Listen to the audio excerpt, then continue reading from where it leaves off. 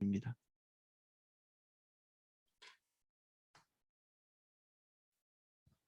자, 내용을 한번 읽어보겠습니다. 21절입니다. 내 원수가 배고파 하거든 음식을 먹이고 목말라 하거든 물을 마시게 하라. 그리하는 것은 핀숯을 그의 머리에 놓는 것과 일반이요 여호와께서 내게 갚아주시리라. 북풍이 비를 일으킨 같이 참소하는 혀는 사람의 얼굴에 분을 일으키느니라. 다투는 여인과 함께 큰 집에서 사는 것보다 움막에 사는 것이 혼자 사는 것이 나으니라. 먼 땅에서 오는 좋은 기별은 목마른 사람에게 냉수와 같으니라. 의인이 악인 앞에 굴복하는 것은 우물이 흐려짐과 샘이 더러워짐과 같으니라. 꿀을 많이 먹는 것이 좋지 못하고 자기의 영예를 구하는 것이 헛되니라. 자기의 마음을 제어하지 아니하는 자는 성읍이 무너지고 성벽이 없는 것과 같으니라. 아멘. 내용을 살펴보겠습니다.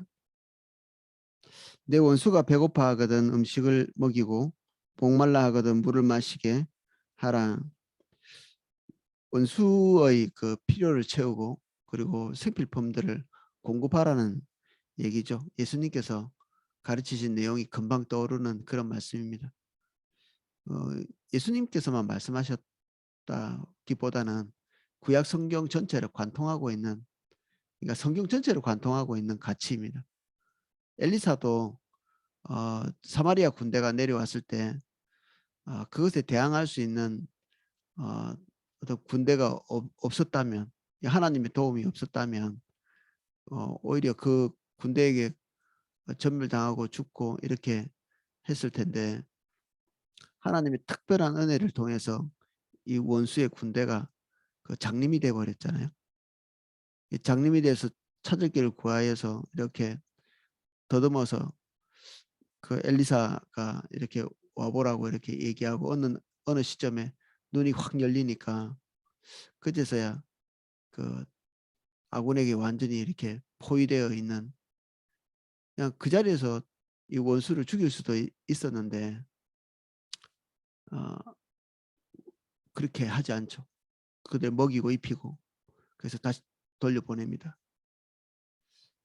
그래서 다시 그 땅에 이렇게 전쟁이 일어나지 않는, 그 보복했었다면 그 보복을 위해서 또 다른 군대가 나와서 또 전쟁이 있었겠죠.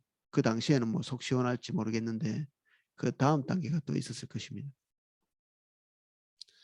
하나님께서 우리에게 말씀하시는 것이 그 당시에는 억울하고 그리고 고통스러울지라도 주의 말씀대로 하는 것이 차후의 샬롬을 경험할 수 있는, 하나님께서 힘있게 우리에게 평화를 주시는 그런 근간이 되죠.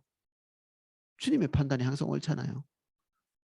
그래서 오늘 우리의 그 격정대로 그 원수에 대해서 우리가 가지고 있을 수 있는, 그리고 우리의 감정은 항상 진리에 반응하지 못하고 우리의 이득 그리고 우리의 유익에 반응하고 우리의 생각에 반응하잖아요.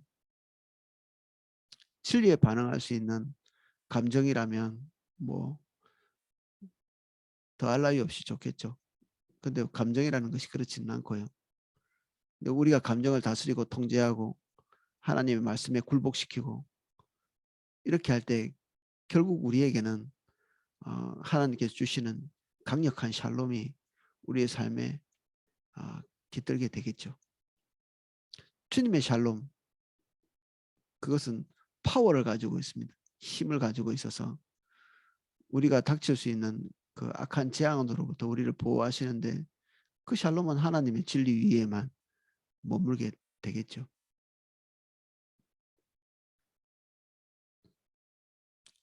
음식 먹이고 물 마시게 하고 그 육신적인 모든 종류의 필요를 말씀하는 것입니다. 그리하는 것은 핀숯을 그 머리에 놓는 것과 일반이요 여호와께서 내게 갚아 주시리라. 하나님의 보복과 하나님의 응징, 또 넘어서서 그들에 대한 하나님의 긍휼 때문에 그렇기도 하죠. 이게 좀 이게 단계를 어 2단계나 더 뛰어넘을 수 있으면 좋을 것 같습니다. 모든 보복을 하나님께 맡긴다. 뭐 여기에라도 서 있으면 좋은 일인데 그들을 향한 아버지의 마음도 우리가 붙들 수 있으면 또 그다음 단계인데 그들을 향한 긍휼 사랑 예수님께서 우리에게 베푸신 것과 동일한 것을 우리가 배울 수 있으면 하나님께서 기뻐하시겠죠. 핀숫 머리에 놓는다. 이것은 뭐 부끄러움을 가지게 한다. 이렇게 해석하기도 하고 또 응징, 회개. 그 이집트에서는 죄 지은 사람 머리에 숯을 실제로 올렸다고 합니다. 그래서 그가 가지고 있는 자백을 받아내는. 근데 뭐 뭐라고 해석할 수 있는 게 없고 이게 뭐 산발적으로 어 학자들마다 다 달라 가지고 근데 결론은 요지는 그렇습니다.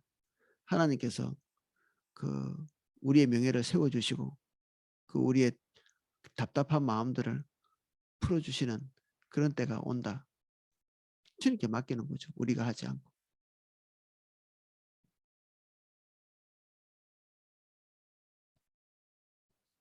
북풍이 비를 일으킨 같이 참수하는 혀는 사람의 얼굴에 분을 일으키느니라. 북풍 속에는 비가 숨겨져 있고요. 그리고 참수하는 것에는 사람의 감정을 상하게 하는 요소들이 있죠. 참소 누가 하느냐 하면 원래는 사단의 재능이죠. 사단이 우리를 참소하고 참소가 틀렸느냐? 예, 항상 참소는 팩트를 기반으로 하고 있습니다. 우리 안에 참소 당할 거리들이 있죠. 사단의 말이 우리에게 먹히는 이유가 뭐죠? 사단이 하는 말이 구구절절히 맞기 때문에 우리에게 먹히는 거죠. 우리가 누군가를 참소하고 그의 죄를 지적한다는 얘기입니다. 또 우리가 누군가에게 참소를 당할 때 그것은 뭐 얼토당토하는 것, 얼토당토하지 않는 그런 것이 아니라 그 나름대로 팩트를 가지고 있어서 또 우리의 뼈를 꺾고 아프게 하죠. 또 우리도 마찬가지입니다. 어제 같이 나눈 표현처럼 우리가 하는 그 참소 그리고 정죄 이런 것들은 나름대로의 팩트를 기반으로 하고 있기 때문에 날카로운 살, 칼 이렇게 표현하고 있는 것처럼 위력적이죠. 뭐 팩트를 기반으로 하지 않는 소리를 누가 귀담아 듣겠습니까? 그런 소리를. 근데 여기서 말하고 있는 그 뉘앙스는 팩트를 기반으로 하고 있지만 그것을 칼같이 찌르지 말라는 얘기죠. 그것이 선한 결과를 일으키는 것이 아니라 악한 결과를 초래하게 된다. 우리는 그렇게 하면서 우리 마음속에 기대하는 것은 그가 돌이키거나 또 그가 온전하게 되는 것, 특별히 가족 가운데서 그럴 수가 있는데 우리가 상상하고 기대하는 바대로 그런 결과를 초래하지 않는다는 얘기죠. 감정만 상하게 한다는 것입니다. 그렇게 할 가능성도 많고.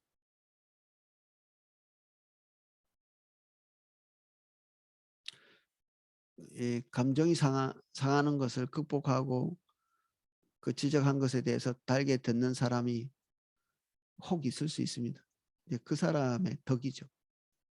본인의 덕입니다. 본인의 유익이겠죠. 그것은.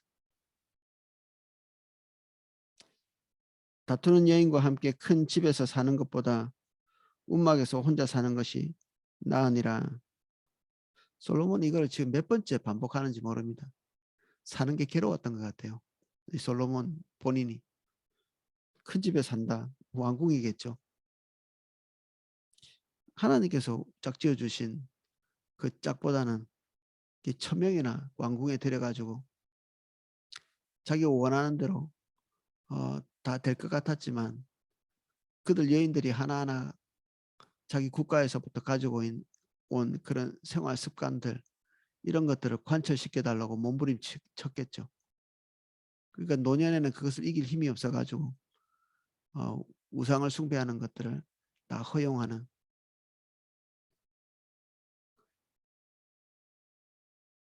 이 화평의 사람이었지만 진리를 지키는 데 있어서 그렇게 현명한 사람은 아니었던 것 같습니다. 원천적으로 발을 잘못 들여놓은 거죠. 솔로몬은. 여인과 함께 사는 모든 사람들이 다 이렇게 말하지는 않을 건데 누구하고 사느냐, 다투는 여인이냐 아니냐, 그런 얘기를 지금 표적으로 맞추고 있는 것이 아니라 우리의 대상이 바뀌면 그럼 달라지느냐? 전혀 그렇지 않죠. 재혼한 사람들이 이제 그런 얘기를 한답니다. 원래 자기와 살던 배우자가 훨씬 나았다는. 희한하죠. 그렇게 고통스럽고 힘들어서 저는 재혼한 가정이 이혼하는 그런 경우도 본 적이 있는데 어, 앞에 사람의 결점 때문에 그 결점이 있는 것과 정반대의 사람과 결혼했거든요. 정말 이렇게 너무너무 좋아하더라고요. 근데 결국에는 또 그 반대 성향 때문에 또 헤어지고 그 중심 안에 이렇게 제가 생각을 오랫동안 했습니다. 이 문제 때문에. 왜 이렇게 됐을까? 주님 아는 사람인데 왜 이렇게 됐을까? 그 원인을 상대방에서 찾는 거죠. 결국 하나님께서 그 중심 안에 다루시는 요소들을 극복하지 못하고 결국 자기의 원하는 대로 삶을 꾸려가려고 하는 상대방을 바꿔서 다투는 여인에 초점이 있는 것이 아니라 지금 현재 이 사람이 행복하지 않은 거죠. 솔로몬이. 천명이나 되는 부인이 있었고 많은 재물이 있었고 자기가 원하는 것을 다 했지만 행복에 도달하지 못한 사람의 어떤 고통스러운 하소연이라고도 볼 수 있습니다.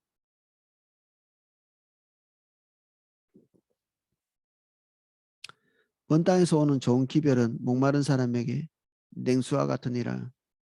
속 시원하게 해주는 그런 사람이 얼음 냉수 같다. 앞에 우리가 어제 보고 넘어왔는데 여기는 사람보다는 기별 자체에 초점이 맞춰져 있습니다. 우편 제도가 그렇게 활성화되어 있지 않은 그런 시대에 때로는 한 달도 걸리고 두 달도 걸리고 그보다 더 오래 걸릴 수도 있는 그런 기별이 도착하는 이런 것을 기다린 사람의 목마름을 표현하고 있고 우리는 이런 걸 통해서 뭘 또 배울까요? 이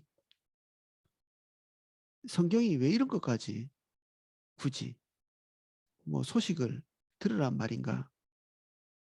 이런 걸 통해서 우리는 인간의 내면을 이렇게 살펴볼 수 있거든요. 상대방이 바라고 기대하는 것들 있을 때 그 사람이 얼마나 이렇게 타는 마음으로 기다리고 있는가. 우리는 우리의 마음에는 충실하지만 그 인간의 마음, 보편적인 인간의 마음에 있는 그 타는 마음들, 그 열망들 이런 것들 이해하는 데는 좀 더딘 것 같아요. 자기의 마음은 대단히 충실한데 상대방의 마음에 대해서 이해하지 못하는 오로지 자기 내면에 있는 것을 충족시키기 위해서 몸부림을 치는 그러면 그가 할 수 있는 행동은 사람을 조종하는 기술만 발달하게 되겠죠. 제가 가온누리 어제도 이렇게 어떤 중학생 아이를 이게 상담했는데 그 여러 사람이 앉아 있는 그 자리에서 이렇게 자기가 자해해도 되냐고 이렇게 얘기하더라고요. 그 학교에서 자해를 많이 하고 온 그런 친구인데 이제 그 생각을 왜 그런 얘기를 할까? 이 중학생 아이가 칼이나 이런 걸 가지고 자기 몸을 이렇게 피를 내고 관심 받으려고 그럴까? 지금 현재 자기에게 올라오는 조그마한 감정에 굉장히 이렇게 휩싸여 있는 것을 볼 수 있습니다. 누군가가 잘못한 것이 전혀 아닌데 혼자 앉아 있다가 어떤 감정이 쑥 들어올 때 거기에 자기 삶을 다 맡겨버리는 거죠. 뭐 어른이야 그런 일이 뭐 흔하지는 않죠.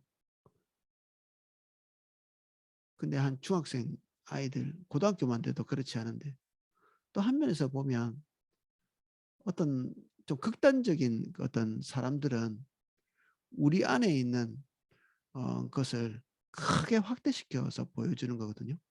정치인들처럼 그렇습니다.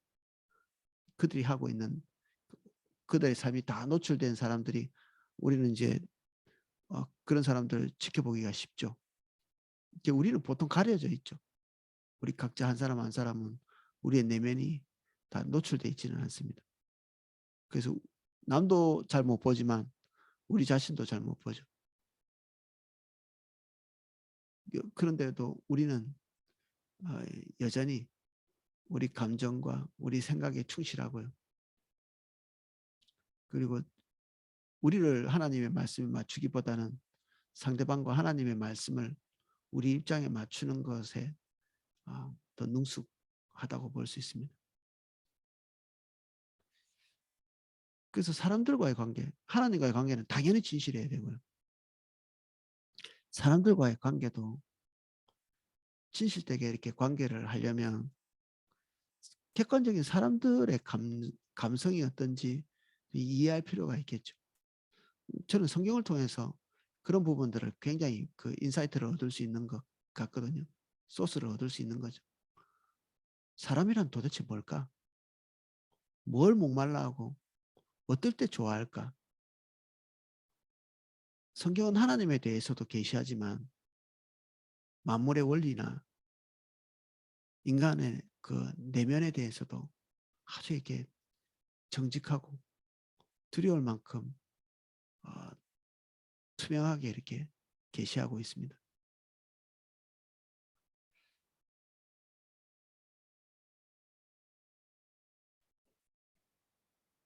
의인이 악인 앞에 굴복하는 것은 우물이 흐려짐과 샘이 더러워짐과 같으니라. 의인을 맑은 물, 운물 이게처럼 이렇게 표현하고 있습니다. 더러워진다는 것은 굴복한다는 것과 연결이 돼 있죠. 의인이 계속해서 맑기를 원하고 사람들이 퍼먹을 수 있는 그 생수가 되기를 원하는 것이 성경의 기대죠. 어려움에 굴복하지 않기를 원하는. 근데 그것이 굴복되어질 때 정말 이렇게 사람들에게 큰 실망을 안겨주죠. 세상이 다 악한데 뭐 그건 당연하다고 생각이 되고 죄인들이 사는 세상이니까 그리스도인들은 어떻습니까? 또는 목사가 불의한 것에 굴복한다. 그리스도인들이 불의한 것에 굴복한다. 그것은 많은 사람들에게 큰 실망을 안겨다 주는 거거든요. 저도 이런 실수를 이런 부분들을 잘 통찰하지 못해가지고 그 나 하나의 문제로 이해를 했죠. 그리스도인으로서 나의 어떤 도덕성, 내 양심 이게 내 것인 줄 알았는데 가끔 제가 제 양심을 저버릴 때가 그리고 윤리적인 행동을 하지 못할 때 첫 번째는 가족, 나를 쳐다보고 있는 사람, 의외로 많은 사람들이 나를 바라보고 있었다는 것을 그때서야 알겠더라고요. 군에 있을 때 제가 술을 마신 적이 있는데 사람들이 저를 이게 다 좀 그리스도인이 좀 노골적으로 복음을 드러내고 있는 어떤 유일한 사람이었을 수도 있는데 교회 다니는 사람들은 많았지만 저처럼 이렇게 삶 전체를 거기다 이렇게 초점을 맞추고 있는 사람들은 이제 잘 보기 힘든 그 저희들 부대가 이제 조그마한 부대여서 한 20명 안팎의 그런 부대였는데 그 사람들에게 제가 별로 시답지 않은 존재인 줄 알았는데 그래서 어느 날 이제 호기심에 술을 권해서 어떤가 싶어서 한번 마셔봤는데 제가 그런 행동을 한 이후에 여러 사람이 어떤 복음에 후퇴를 하는 한 고참은 저한테 제일 비난을 많이 한 그 고참이었는데 복음 때문에 그렇죠. 제가 뭔가 잘못했다기보다는 제가 복음을 고수하는 이런 경향성들을 계속 일관되게 보여왔기 때문에 저한테 되게 실망을 했대요. 나 때문에 이렇게 교회도 가고 하나님도 살아계시는 것 같고 뭐 그랬었는데 제가 했던 작은 그 불의에 굴복하는 저 개인에게는 뭐 그것이 큰 문제는 아니었습니다. 제가 뭐 계속해서 술을 마시는 것도 아니고 뭐 호기심에 한번 이렇게 내가 했던 행동인데 미세한 불이라고도 볼 수 있겠죠. 근데 그것이 어떤 사람에게는 중대한 타격이 될 수도 있습니다. 사실 모든 그리스도인들은 누군가의 주목을 받고 있습니다.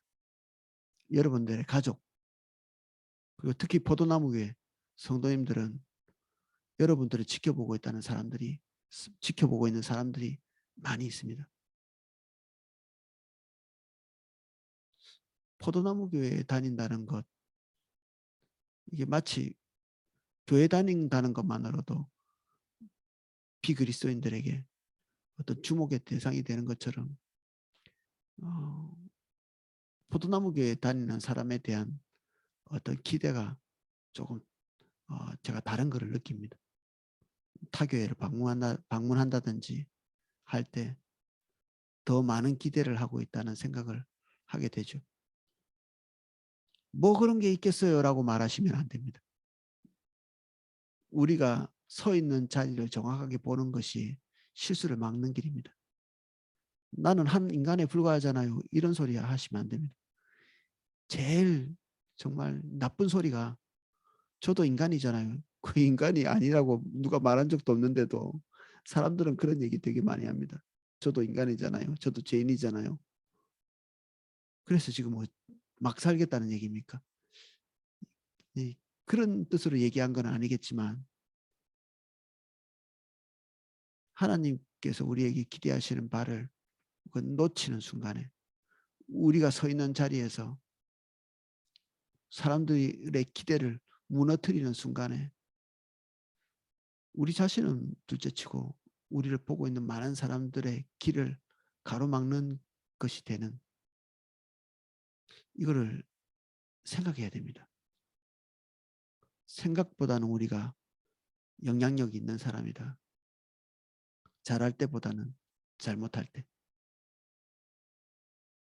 책임감이 필요하죠. 제사장으로서.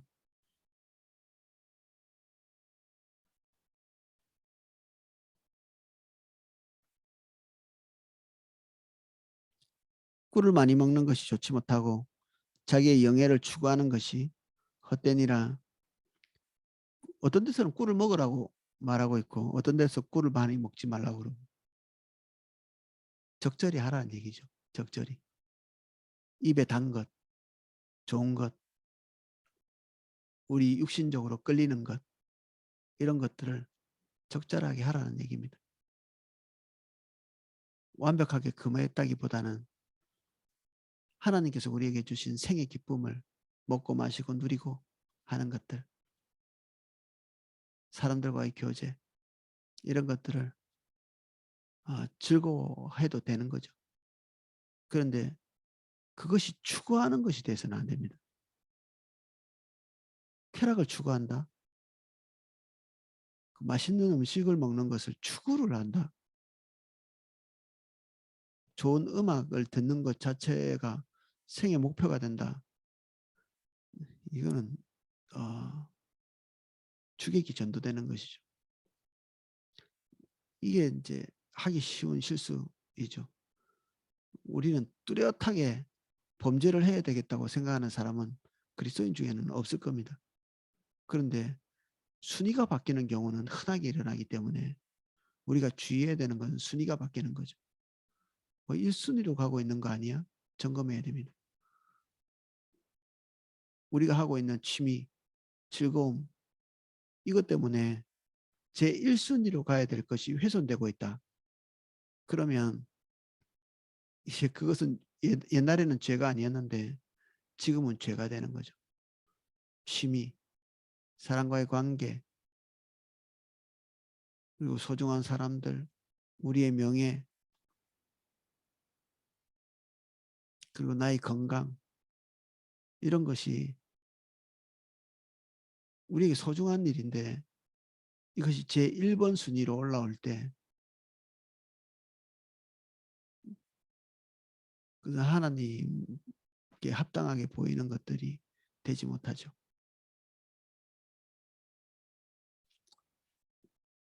저도 하나님의 음성을 많이 듣는 것 중에 유독 많이 듣는 것 중에 하나가 주객이 전도되지 않도록 하라는 이런 마음의 감동 같은 것들이 자꾸 올라올 때가 있습니다.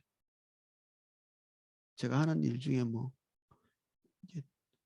죄를 짓겠다고 마음먹고 하는 그런 일들은 잘 없겠죠. 그리스도인들처럼. 순위가 바뀌는 순간에 제가 그런 부분들을 돌아봅니다.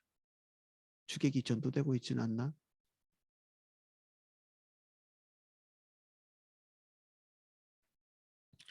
자기의 마음을 제어하지 아니하는 자는 성읍이 무너지고 성벽이 없는 것과 같으니라. 성읍, 마을을 둘러싸고 있는 그 벽, 성벽도 마찬가지고 이런 것들이 벽이 없다. 그러면 뭐 마음 놓고 들어와서 적들이 다 유린하고 그렇게 하겠죠. 여기 자기 마음을 제어하지 않는 것, 통제하지 않는 것, 이것이 사단에게 문을 활짝 열어놓는 것이죠. 감정적인 사람, 자기 이성에 충실한 사람, 자기가 결정한 것은 어떤 일이 있어도 후퇴하지 않는 사람, 이게 하나님께 합당하지 않습니다. 이게 좋게 보이거든요. 달달하게 보이고. 찬양할 때도 자기 감정에 충실한 사람들이 있습니다. 그러면 그 감정선을 따라서 그 찬양 인도자가 찬양을 해주지 않잖아요.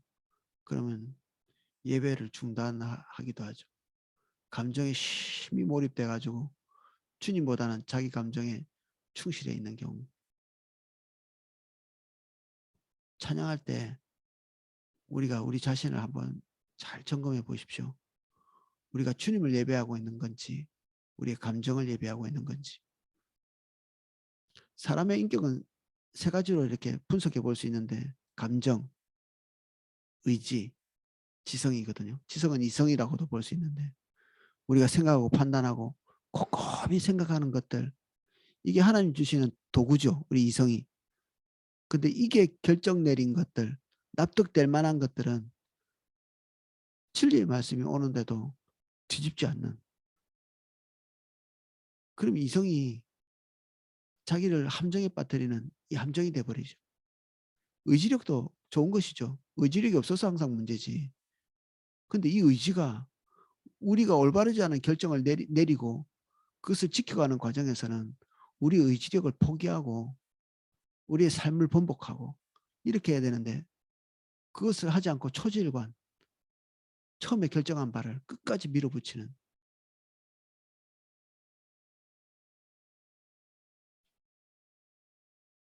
그럼 주님 따라가기 어렵죠.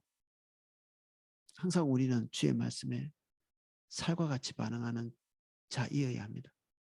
아주 부드러운, 그리고 온유하다는 말은 누차 반복하지만 훈련이 잘 되어 있는 것입니다. 제 고집대로 하지 않는, 야생말처럼 날뛰지 않는, 자기 뜻을 관철하기 위해서 몸부림치는 사람이 아니라 주의 미세한 음성이 우리에게 들려올 때 우리의 삶 전체의 방향을 그리로 재조정할 수 있는 아주 예민한 사람. 때로는 뭐 신이 없이 보이기도 하겠죠. 초질관하는 사람 멋있게 보이잖아요. 자기 이성에 충실한 사람은 똑똑해 보이고요. 이게 성경을 잘 풀이해 준다고 하는 이 주석들이죠. 이런 것이 주석. 근데 안에 내용들을 이렇게 살펴보면 우리들 여기 지금 한 42명 정도 있는 분들이 있는데 우리가 어떤 성경을 읽을 때 그냥 합리적으로 추론할 수 있는 것들을 여기서 그냥 이렇게 세세하게 나누고 있어요. 논쟁의 여지가 없는 성경 구절도 있죠. 논쟁의 여지가 없는. 그것은 사실 주석을 따로 보지 않아도 이해가 되는 부분이죠. 근데 주석을 따로 보지 않으면 안 될 만큼 난해한 부분들은 여기 주석에도 서로 이렇게 이견이 많아요. 그래서 주석 같은 것들이 무익하다 뭐 이런 얘기를 하자는 게 아니라 우리 이성이라는 것이 다 거기서 거기고 많이 배우고 적게 배우고 이래도 우리 안에 성령께서 뭔가를 전혀 정확하게 지적해 주시기 전까지는 우리의 지식이 갈팡질팡하게 만드는 우리를 지식이 많으면 정확하게 어딘가를 이렇게 갈 수 있어야 되는데 실제로는 그렇지 않고요. 지식이 많으면 그만큼 번뇌가 많고 번뇌가 많은 이유는 도대체 뭘 선택해야 될지 모르는 거죠. 사람들은 확실한 것을 붙잡으려고 지식을 추구하잖아요. 그렇다고 무식이 다 자랑할 것은 아닌데 지식이 우리를 주의 길로 인도하는 그 결정적인 것이 또 되지도 못한다는 거죠. 우리 안에 성령님이 와 계시다는 것이 정말 더할 나위 없는 행운이고 다행이죠. 오늘 성령님께서 우리의 스승이 되셔서 우리를 가르치시기 위해 와 계십니다. 우리 마음이 그분에 대한 그 높은 존중, 하나님의 성령을 무시하지 않는 세미한 음성에 순종하기를 습관화하는 사람이 하나님을 존중하는 사람입니다. 이런 세미한 음성에 한 번, 두 번 불순종하고 나면 우리의 마음이 굳어져서 주의 큰 음성도 듣지 못하게 되는 그런 경우도 있습니다. 그래서 우리의 마음이 제멋대로 하지 않도록 우리의 마음이 제멋대로 할 때 우리는 사단의 함정에 걸리기가 너무 쉽습니다. 사단은 우리보다 강한 존재입니다. 인간을 잘 다루고 우리 마음이 주의 말씀 위에 서 있지 않으면 함정에 걸리는 것은 쉬운 일이죠.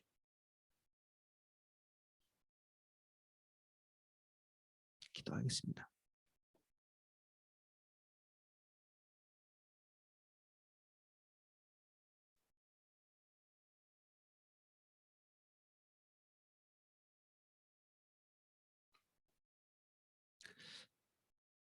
지금 우리가 자문이 말씀하고 있는 다양하고 폭넓은 지혜를 습득할 수 있도록 도와주십시오. 그래서 하나님과 사람과 만물에 대해서 밝은 통찰력을 가질 수 있도록 도와주시고 어린아이처럼 우리 감정 중심, 우리 이성 중심, 우리 의지를 관찰하기 위해서 몸부림치는 사람이 아니라 하나님이 보시는 시각으로 사람과 만물과 나 자신을 바라보므로 모든 결정이 우리의 마음에 따라서 좌우되지 아니하고 성령의 인도를 따라 선택되어지고 진리의 말씀을 따라 결정되어지는 저희들 될 수 있도록 축복해 주십시오.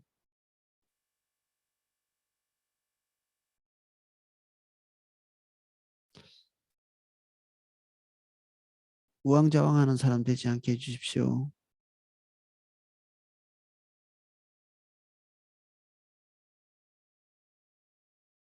하나님의 은혜가 은혜 될 수 있도록 우리에게 겸비한 마음 주십시오. 이 시간 큐티하고 주의 말씀 앞에 설 때 우리에게 하나님의 인도와 지도를 받을 수 있도록 성령의 인도를 예민하게 인식할 수 있도록 주님 도와주십시오. 예수님 이름으로 기도합니다. 아멘.